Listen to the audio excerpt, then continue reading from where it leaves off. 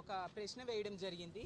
కానీ దానికి గౌరవ విద్యాశాఖ మంత్రి గారు సమాధానం దాటవేసి గత సంవత్సరం అంటే 24-25 అకాడమిక్ ఇయర్ అంటే ఇప్పుడు నడుస్తూ ఉన్న ఇయర్కి ఎంత నిధులు కేటాయించారు అని మేము అడిగితే వాళ్ళు చెప్పింది ఏంటంటే నెక్స్ట్ ఇయర్ 25-26 అకాడమిక్ ఇయర్కి ఎంత కేటాయిస్తున్నామో చెప్పారు. అంటే తప్పించుకునే ధోరణి అనమాట.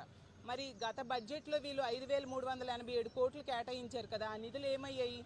ఇప్పుడేమో అకాడమిక్ ఇయర్ అయిపోవచ్చింది, ఎగ్జామ్స్ కూడా రాస్తున్నారు ఇంటర్మీడియట్ వాళ్ళు, 10th ఎగ్జామ్స్ కూడా దగ్గరలో ఉన్నాయి.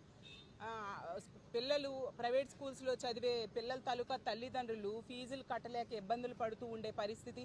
అసలు వీళ్ళు ఈ తల్లికి వందనం అనే పథకాన్ని ఈ సంవత్సరంకి వర్తిస్తారా లేదా అనేది చెప్పకుండా దాటవేసేశారు. మేము ప్రభుత్వాన్ని సూటిగా ప్రశ్నిస్తూ ఉన్నాం, ఈ అకాడమిక్ ఇయర్కి మీరు తల్లికి వందనం పథకం వర్తింపజేస్తారా లేదా?